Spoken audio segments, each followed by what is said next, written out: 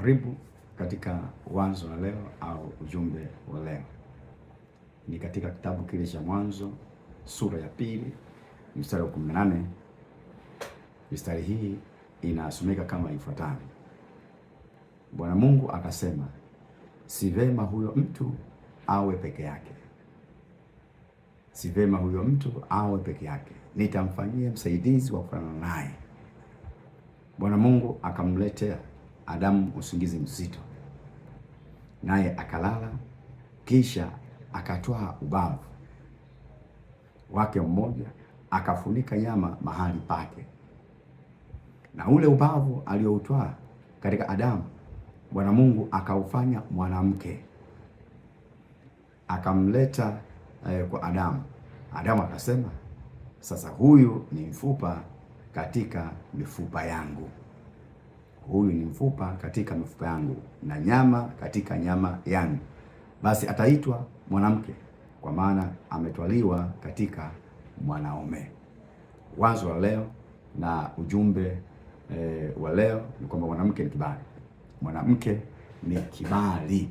Mwanamke ni kibali. Mungu alipokuwa anamuumba mwanadamu, anasema kwanza alimuumba Adamu kutoka kwenye mavumbi, lakini baadaye akaleta usingizi mzito kwa Adamu. Adamu alipokuwa amelala, Mungu anasema alichukua ubavu wa Adamu. Alipochukua ubavu wa Adamu, Mungu anasema akiwa katika usingizi, ule ubavu akaufanya kuwa mwanamke. Kwa hiyo pale ambapo alichukua ubavu ule akarudisha nyama, lakini pia akaufanya ubavu kwa mwanamke. Nasema akamleta mbele za Adamu. Alimleta mbele za Adamu, moja kwa moja Adamu alifurahi kwa sababu anafaa naye. Alifurahi kwa sababu mwanamke yule alikuwa sasa ni kibali cha Adamu, amekubalika moja kwa moja. Mungu ameleta kibali kwa Adamu. Kwa hiyo Adamu hakuweza kukataa kwa sababu kilikuwa ni kibali chake. Kwa hiyo mwanamke ni kibali kwa mwanaume. Mwanamke ni kibali cha mwanaume. Ndio ujumbe tunasema mwanamke ni kibali cha mwanaume. Ndivyo ambavyo katika Mithali sura 18 bado Suleiman anaandika pia mstari wa 22, apataye mke apata kitu chema. Apataye mke apata kitu chema, naye ajipatia kibali kwa Bwana. Naye ajipatia kibali kwa Bwana. Kitu chema huyo ni mwanamke, na kibali hicho ambacho kwa Bwana ni mwanamke. Kwa mwanamke ni kibali cha Mungu. Mwanamke ni kibali kwa mume. Mwanamke ni kibali. Kwa hiyo moja kwa moja mwanaume unapokuwa na mwanamke, maana una kibali. Na wewe mwanamke unapokuwa popote pale, jua wewe ni kibali cha mumeo, ni kibali cha atakayekuwa mumeo, ni kibali cha mume wako, ni kibali cha atakayekuwa mwenzi wako. Wewe mwanamke ni kibali. Kwa hiyo ni vizuri kujivunia na kujielewa kwamba wewe mwanamke ni kibali. Sasa mwanamke ni kibali kwa kuwa anasema ni kitu chema. Mwanamke ni kitu chema, maana kila kitu cha Mungu alikifanya kikawa chema. Kwa nini chema? Kwa sababu Mungu kile jambo alifanya katika Mwanzo ile sura ya kwanza mstari wa 2 anasema Mungu baada ya kumaliza kitu chote alitazama akaona kila kitu ni chema. Na ndio maana Mungu anasema mwanamke apataye mke apata kitu chema, kwa sababu Mungu katika uumbaji wake aliumba kitu chema, kama kitu kibaya. Kwa hiyo mwanamke ni chema. Lakini pia anasema mwanamke ni kibali cha mumewe. Ukipata mwanamke umepata kibali, kama nilivyosema kule kwenye Mwanzo kwamba Adamu alipoletewa aliona moja kwa moja huyu mwanamke hana tatizo lolote, manake ni kibali kile kwake. Manake mwanamke amefunikwa na ukubali. Mwanamke ana upendeleo. Mwanamke ana jambo ambalo Mungu amempa. Mwanamke anaishi kwa sababu ana kibali. Ni kibali. Ni kibali. Yeye maisha yake yote ni kibali. Ana kibali. Mungu ndivyo ambavyo mwanamke alimuumba, ana kibali. Kibali. It's God's favor. Sasa fahamu siri inayofanya mwanamke awe chema na kibali. Fahamu siri.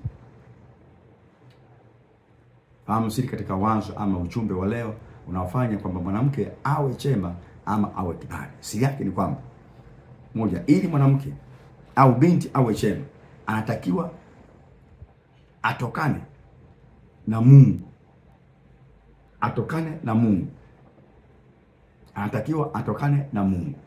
Ili atokane na Mungu, anatakiwa awe mcha Mungu.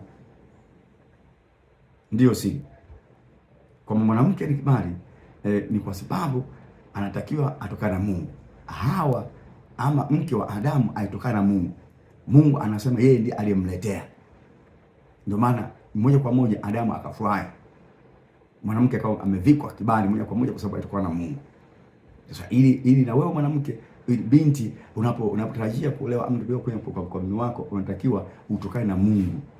Na wewe utokane na Mungu, ndio mche Mungu. Maana yake yule ambaye anamkusudia kuoa awe amezama katika magoti anakutafuta, na wewe utokane na Mungu. Asiwe tu amekuta bamani bila Mungu. Hutokuwa kibali. Maana yake unaweza kawa usiwe sahihi kwa huyu ambaye unaweza sie ubavu wake, unaweza kuwa usiye mtu ambaye Mungu alimuumba kwa ajili yake. Kwa lazima ili uwe kibali, uwe chema, utokane na Mungu. Na ili utokane na Mungu unatakiwa kuwa mcha Mungu. Mcha Mungu ndiye ambaye sasa na Mungu anamfunulia kwamba wewe ubavu wako ni ule, nenda. Wewe ambaye utakuwa kibali kwake ni yule, nenda. Maana umetokana na Mungu. Siri ya pili, ili mwanamke au binti uwe chema na kibali, lazima awe ama uwe unafanana naye. Unafanana naye, maana wewe ni ubavu wake. Kwa hiyo ukikaa kumcha Mungu, ukikaa kumtafuta Mungu, maana Mungu atakupa yule ambaye ulitoka kwake. Hawezi kupa ovyo ovyo. Kwa lazima siri uwe unafanana naye. Unafanya vipi? Kwa sababu utakuwa kama gotini, Mungu atakuwa amemlaza yule, basi atamchukua ubavu wako, atakupelekea. Sasa wewe unapokwenda kwa yule mtoka na Mungu, utakuwa ni kibali kwake, utakuwa ni kibali kwake. Hutokuwa mtu ambaye utaita makwazo, utaita kutofanikiwa katika familia hiyo, katika ndoa, kwa sababu wewe ni kibali kwake. Lakini jambo la tatu, ili mwanamke au binti uwe chema na kibali, uwe chema na kibali, lazima uwe ubavu wa huyo unayetokana naye. Lazima uwe ubavu wa huyo utokana naye. Kama wewe si ubavu wake, maana yake huwezi kuwa kibali kwake. Kama wewe si ubavu wake, maana yake huwezi kuwa chema kwake. Maana Mungu aliumba, alimwambia Adamu, huyu unafanana naye kwa sababu alitoka kwenye mwili wake. Kwa hiyo ni sawa na kwamba mkono huu na sawa kushoto vinafanana. Ubavu huu na ubavu huu vinafanana. Kwa hiyo ni kile kile, kwa hiyo anafanana naye. Kwa hiyo lazima awe kibali kwake, kwa sababu huyo mtu anafanana naye. Ni ubavu wake, ni yeye mwenyewe. Ni sawa na kwamba unapoangalia kwenye kioo unaona picha hapo wa pili ambayo ni ya kwako. Ndivyo ambavyo alivyo mwanamke, kwamba ametoka kwenye ubavu wako. Kwa hiyo huyo ni wa kwako, huyo ni wewe mwenyewe. Kwa hiyo akiwa wewe mwenyewe, manake unapomleta kwako, manake ni kibali. Ni kibali kwako. Na mwanamke unapokwenda, manake wewe unakwenda ukibali, kwa sababu wewe umetokana na huyo. Wewe ubavu huo ni kwako, maana kwamba wewe unafiti pale kwa kibali. Sasa ili ufiti pale, lazima umtafute Mungu, lazima uwe mcha Mungu, lazima uwe mtu wa Mungu. Na ndio maana mwanamke anaweza kuongoza mtu yoyote yule, lakini inapokuja kwa swala la mmewe, lazima awe mtifu. Hapo alete mabavu, hapo alete madaraka, hapo alete na uongozi. Uongozi ni mume wako, sababu ametokana na yeye. Uongozi ni mwanamume, kwa sababu ametokana na yeye. Ndio maana mwanamke yuko very submissive kwa mume wake, si kwa wanaume wengine. Kwa mume wake lazima nyenyekee na awe mtifu sana kwa mume. Na kwa mume wake amna kusema mimi ni mtawala. Yeye kwa mume wake ni nyenyekevu, yeye ni mtifu, yeye ni mtu wa kushauriana naye, maana yeye ni kibali, ni mtu wa kumuongoza.